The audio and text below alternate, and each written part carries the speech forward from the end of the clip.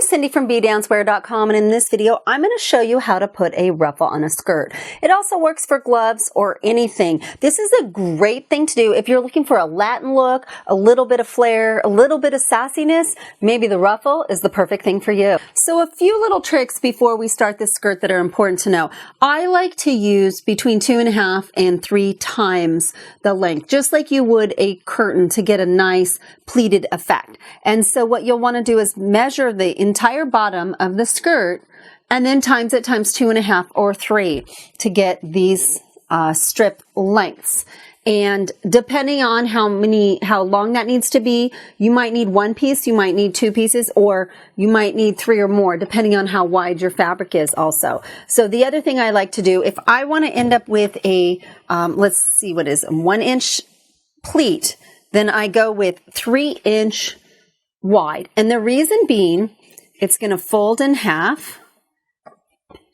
And then it gives me some room to play with here. So I'm not sewing right on the edge, that I'm sewing a little further in, and then I can just trim it away and make it even. But if you use your thread here as you're gathering and pleating and have it so that it keeps it at the 1-inch mark, you can even put a piece of tape down, then that way you'll know exactly where to sew it onto the skirt, but still give you a little bit of wiggle room on one way or the other. And then that's how you finish cutting the strips and getting the skirt together. So now let me show you how to sew it together. For this, I have a pre-made circle skirt, and then I've cut some strips of red mesh because I like the light look of the red mesh. But you can do it in Lycra, you can do it in any kind of fabric that you want.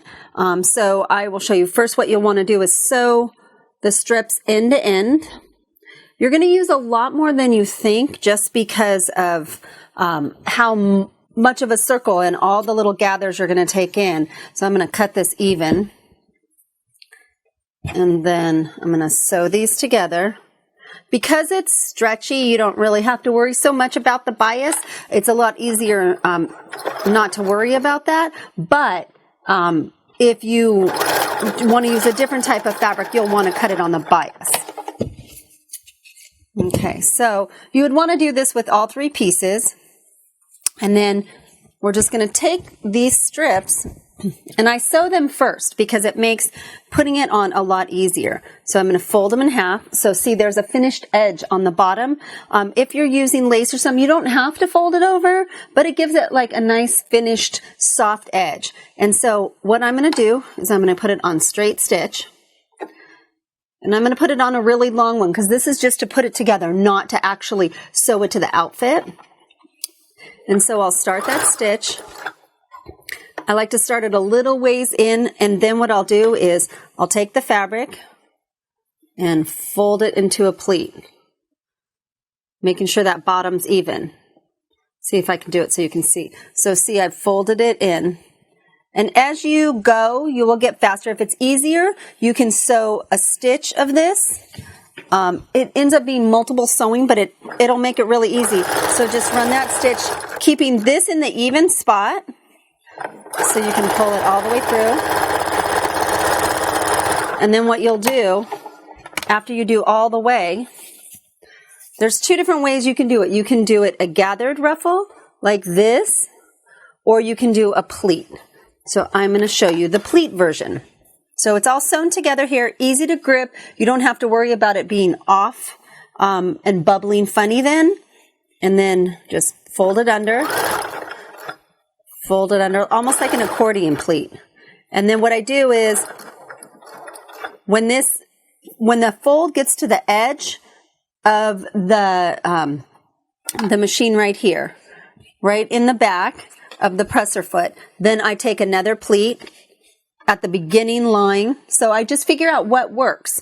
And so that way they're keeping even. That way I don't have to sit and pin them all. I can just evenly fold them. And you just keep going around like that.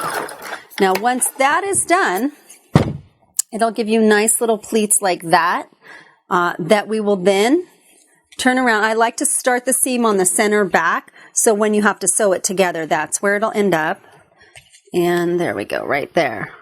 What you'll do is put that on there, And just sew around now. Now you're not trying to manipulate several different pieces of fabric at the same time. You're just going around like that. So there you go. You'll end up with a cute little pleat just like that all the way around. You'll want to go in and cut off the excess. That'll be important. Otherwise, it's too heavy and will want to flip over. But then you'll just steam it and end up with a cute little pleat just like that. Sew on this to finish it off. I'm going to open up this ruffle and open up this ruffle. Put the right sides together. And then I'm going to sew them together, creating a seam, just like that. And coming up here, fold it the correct way, and then just go ahead and do that last gather. So they're all sewn together now. So just like this. Now, go ahead and trim away any of this excess. Get close to the edge here, but don't cut into the seam. And you're just going to do that all the way around, just like that, so that your ruffle lays nice and pretty once it's steamed. And it's really, really easy to do. Give it a try. Try on something before you actually try on the skirt. And then just go ahead and have fun. Play with it and enjoy your time making it. Thank you for watching our video. And if you enjoyed it, make sure and click here to subscribe because we're going to have some amazing DIY videos coming out. And if you want to get our free, complete dance costume DIY guide, click right here or go to bdancewear.com/DIY guide. And lastly, if you have any questions or ideas for future videos, please leave it in the comments below. Thanks again for watching our video. And remember, be original, be colorful, bdancewear.com.